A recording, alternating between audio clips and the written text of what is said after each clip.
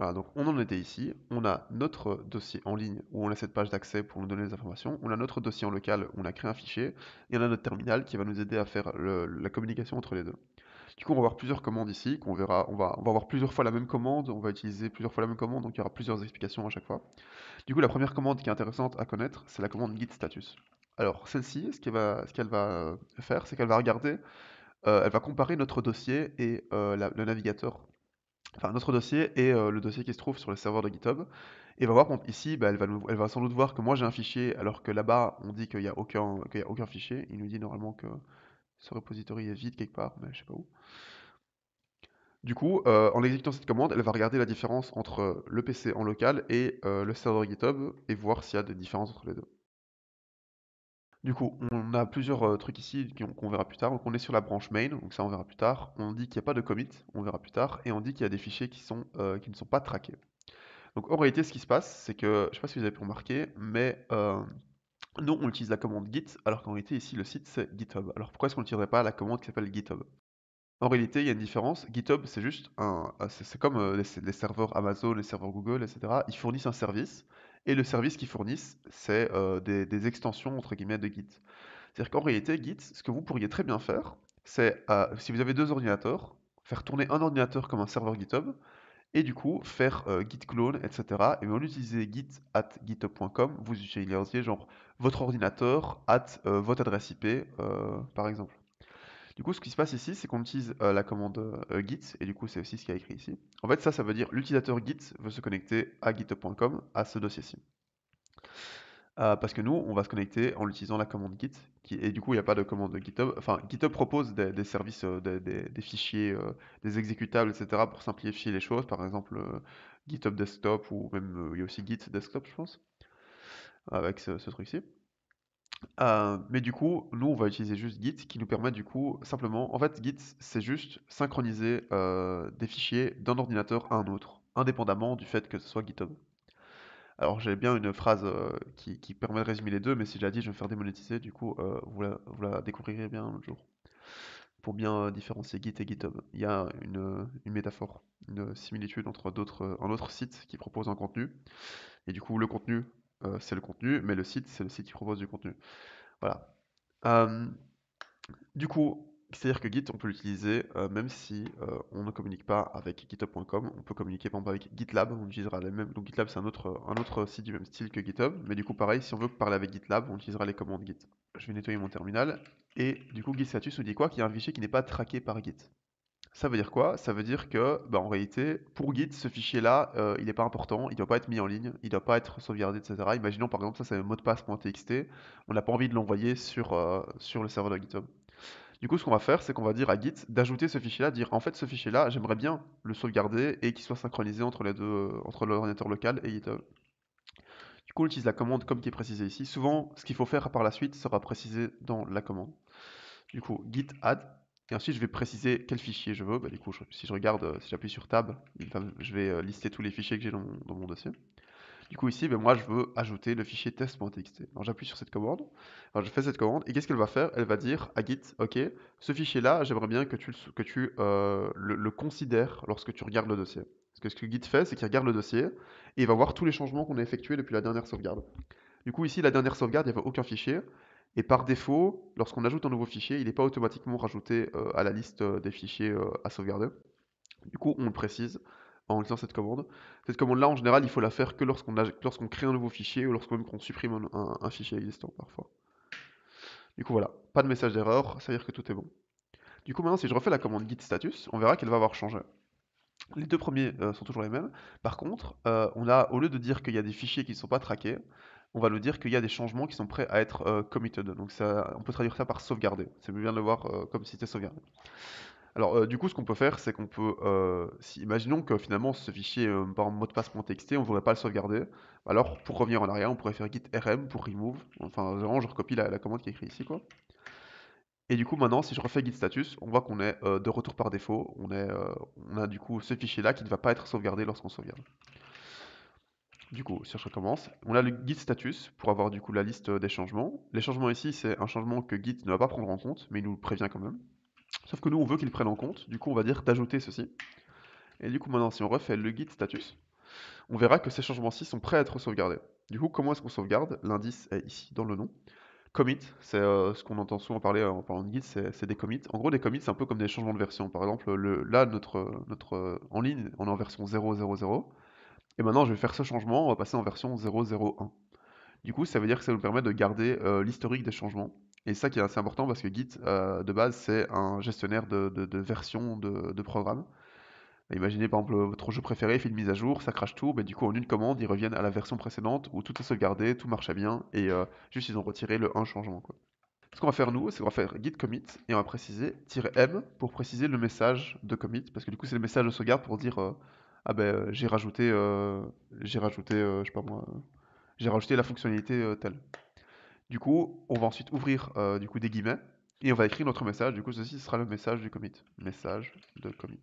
En général, on met pas ça, c'est juste pour l'exemple, mais en réalité, un exemple, ça pourrait être ajout du casino ou bien modification, base de données, etc. Du coup, moi, je vais l'appeler message de commit et on verra que ce message va revenir à plusieurs moments. Du coup, je sauvegarde. Ce qui va se passer, du coup, c'est qu'on voit qu'il y a eu un fichier qui a été changé, zéro insertion, zéro de suppression. Mais en réalité, tout ce qui s'est passé, c'est qu'on a créé le fichier. Du coup, maintenant, si je refais git status, qu'est-ce qu'on devrait voir? On devrait voir que il n'y a aucun changement à sauvegarder, vu que tous les changements ont été sauvegardés. Par contre, il y aura quelque chose, c'est qu'ils ont été sauvegardés en local et pas en ligne. Du coup, ce qui se passe ici, c'est qu'on est sur la branche main. On a notre branche, donc les branches on verra plus tard, qui correspond à la branche en ligne. Mais du coup, on a une commande à exécuter, et pour l'instant, on n'a rien à commit. Du coup, on n'a rien à sauvegarder, parce que tous nos changements ont déjà été sauvegardés. Et si on voit ici dans le dossier local, il n'y a aucun changement, c'est juste Git qui s'en occupe. Alors, du coup, ce qui se passe ici, c'est que nous, on a travaillé sur une version en local et on a une version en ligne. Et du coup, certes, les dossiers pointent d'un endroit vers l'autre sans problème, mais par contre, maintenant, le système de version, étant donné qu'on peut travailler sur plusieurs versions à la fois, ben, en fait, ici, en local, on a notre version, mais on n'a pas de version correspondante en ligne. Si vous n'avez pas compris, ce principe-là, c'est le principe des branches. C'est-à-dire qu'en réalité, si je tape la commande git branch, on va nous afficher qu'on est sur la branche main. Alors ici, je ne sais pas si elle est affichée non plus, enfin en tout cas ici, on parle de la branche. Mais du coup, là, si on regarde dans les paramètres, je ne sais pas si on verra les branches. Non, on peut pas encore déjà voir les branches. Mais du coup, c'est-à-dire qu'on travaille sur la branche principale. Il faut qu'on dise à Git, du coup à notre gestionnaire de version d'un ordinateur à GitHub, on va lui dire je voudrais que ce main ici en local corresponde au main en ligne. Parce que du coup, pour rappel, nous on a tout ce qui se passe en local, il y a la même chose, c'est en miroir en ligne. Tout ce qu'on fait en local, il existe la même chose en miroir. Si je crée une branche en local, il faut qu'il y ait aussi la branche en miroir. Si je crée un fichier en local, il faut aussi qu'il existe le fichier sur GitHub, etc., etc. Du coup, ce qu'on va faire, ben, en fait, encore une fois, il nous dit la commande. Du coup, moi, visiblement, j'avais une erreur dans mes commandes. Du coup, je vais copier-coller celle-là. Maintenant, si je refais la commande git status, ok, là, on est bien, on est sur la branche main, on n'a rien à commit, et l'arbre de travail, donc en gros, notre truc ici est clean, c'est-à-dire qu'on n'a pas fait de changement. Par contre, maintenant, imaginons que j'ouvre ceci, j'écris quelque chose, que je sauvegarde, et que je refais la commande git status. Ce qu'il va faire, c'est qu'il va analyser tous les changements entre ce que mon dossier possède maintenant et ce que lui, il a enregistré. Et du coup, on voit que maintenant, on a un autre message d'erreur, c'est qu'on voit qu'au lieu qu'il soit créé, ce fichier juste a été modifié. Alors du coup, là, il y a plusieurs possibilités. Soit on fait git add, soit ce qu'on peut faire, c'est lorsqu'on commit, de dire je veux sauvegarder tous les changements qui ont été effectués. Imaginons, je fais une version, j'ai plein de fichiers et je travaille sur tous les fichiers en même temps. Ben, en général, je veux tout sauvegarder d'un coup et pas sauvegarder, faire une version par fichier, quoi. Parce qu'en général, les fichiers travaillent ensemble. Du coup, là, c'est pareil, ce sera de la même commande, mais au lieu de faire directement le "-m", ce qu'on va faire, c'est qu'on va presser "-a" pour dire tous les changements qui sont écrits ici. Je veux qu'ils soient sauvegardés en même temps sous le même nom, et le nom, ça va être ce qu'on précise avec "-m". Du coup, par exemple, modification du fichier. Enter, et voilà. Et du coup, ici, on voit qu'on n'a pas enfin, on a aussi un file change, mais cette fois-ci, on a une insertion. On a zéro des suppressions, mais on voit que avant, notre modification, c'était la sauvegarde du fichier vide, et maintenant, juste, on a ajouté des choses dedans. Du coup, maintenant, si je refais git status, ben, pareil, on n'a rien à commit parce que tout a été sauvegardé. Et du coup, le working tree clean, ça veut dire que notre système de fichiers ici est propre, c'est-à-dire qu'il correspond à la version sauvegardée, on n'a pas fait de changement, qu'on n'a pas sauvegardé, ni rien. Mais du coup, maintenant, si je tape, il y a une autre commande intéressante, c'est git log. Celle-ci va nous afficher l'historique de tous les commits, donc de toutes les versions de sauvegarde qu'on a. Du coup, si je fais git log, on voit que j'en ai deux. On a d'abord la première tout en bas, qui est du coup la plus ancienne, c'est par du bas vers le haut, qui est du coup le premier, le message de commit qu'on a vu avant, et ensuite du coup maintenant notre deuxième, qui est modification du fichier. Et du coup, je vais nettoyer ceci. Du coup, maintenant, on a tous nos changements en locaux, c'est très bien, mais si je rafraîchis encore ces pages-ci, on voit qu'on a toujours rien. Parce que certes, enfin, d'ailleurs, vous voyez, les commandes ici étaient assez rapides, parce qu'en réalité, ces commandes-ci marcheraient même si je n'étais pas connecté à Internet. Parce qu'en réalité, il a juste sauvegardé, en fait, dans le point Git, ici, on a toutes les informations, et il me semble que ça va se trouver quelque part là-dedans. Mais en gros, ici, on aura les changements qui ont été effectués vont être sauvegardés sur le PC en local. Et maintenant, si on veut faire en sorte que ce soit sauvegardé en ligne, que je puisse éteindre mon ordinateur, allumer un autre ordinateur et télécharger ces changements, il va falloir que je téléverse, entre guillemets, donc l'inverse de télécharger, c'est-à-dire que je mette en ligne tous ces changements. Du coup, ce que je pourrais faire, c'est de prendre mes fichiers, les glisser, les déposer sur le site, etc.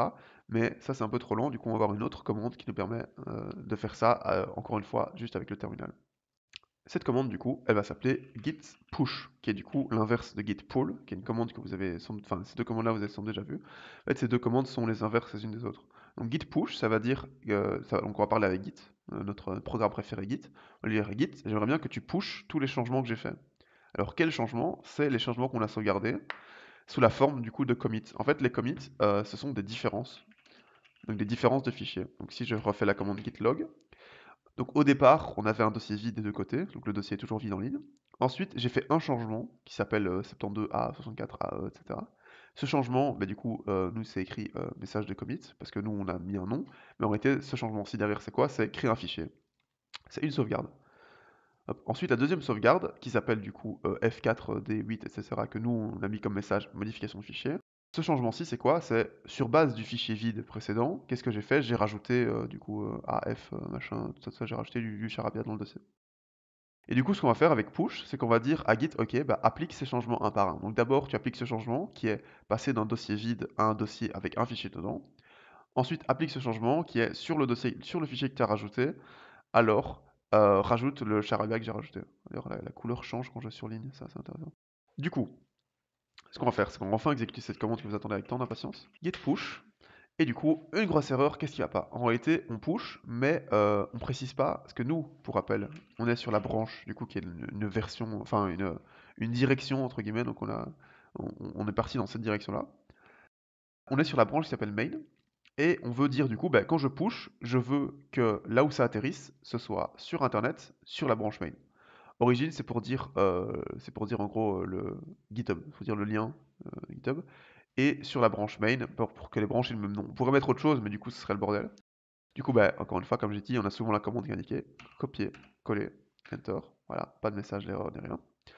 Encore une fois, vu que je fais les modifications, visiblement, il me demande le mot de passe du fichier parce qu'il a besoin d'y accéder. Du coup, hop, je réécris mon mot de passe.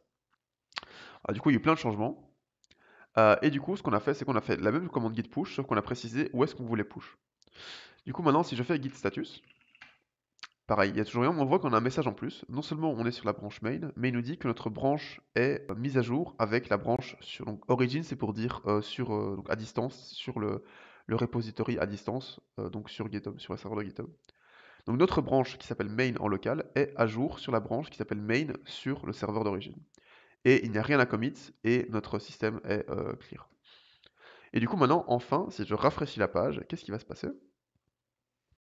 On a enfin notre système de fichiers, on a nos changements. On voit qu'on est sur la branche main, qu'on a du coup un fichier qui s'appelle test.txt. La dernière chose qui s'est passée, c'est modification de fichier, il y a 4 minutes, qui porte du coup ce numéro-ci. Donc si on se réfère ici à la commande git log, on voit du coup F4D87, F4D87, etc. C'est les deux mêmes. On voit qu'il y a eu deux commits au total, donc deux versions différentes. On voit qu'on a une seule branche qui s'appelle main. Du coup, si on clique ici, on va voir quoi? L'historique, pour rappel, le plus bas, c'est le plus ancien. Du coup, le premier, message de commit, qu'on retrouve encore en fin. Et le deuxième, modification de fichier. Et du coup, maintenant, si je vais dans mon système de... En réalité, cette vue-ci, c'est la même que celle-ci. C'est-à-dire que tout ce que je vois ici, c'est la même chose que je vois ici, sauf que c'est présenté différemment. Du coup, bah, test ici.txt, il contient ça. Et test.txt, il contient ça aussi. Du coup, voilà, ça c'était la commande git commit, git push pour faire nos changements en local et pour les mettre à jour en ligne. Du coup, pour récapituler, je refais un changement ici. Nouveau changement. je sauvegarde, donc CTRL S pour sauvegarder. Hop, ça arrive ici. Du coup, maintenant, si si je vais voir ici en ligne, ben, il n'y a pas, parce que j'ai juste sauvegardé sur mon ordinateur. Donc là, pareil, c'est les changements que je pourrais faire sans être connecté à Internet, quoi. Je vais nettoyer mon terminal.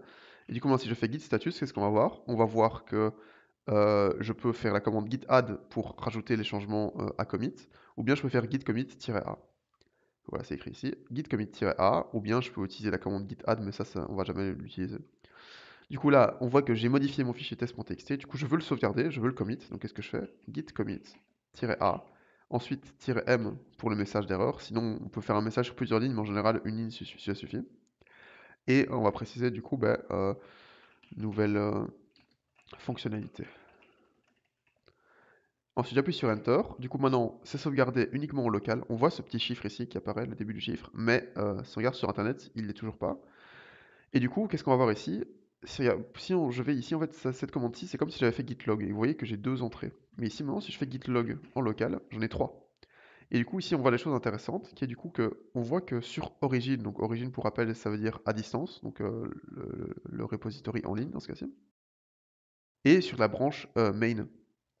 Tandis que ici, nous, on est en local sur la branche main tout court, pas origin/main. C'est-à-dire qu'on peut voir ici un peu la différence, c'est-à-dire que mais je sais que sur Internet, tout ceci a été pris en compte, mais en local, tout ceci a été pris en compte.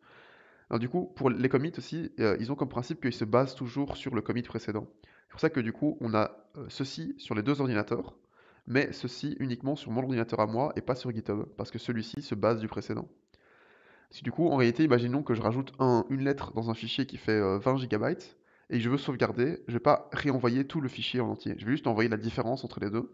C'est ce qu'ils appellent sur GitHub du coup la diff, parce qu'il y a une commande qui s'appelle la git diff. Et du coup, ce changement de nouvelle fonctionnalité, si on analyse, on verrait que ce qu'on a fait, mais je pense que j'ai le message ici, voilà.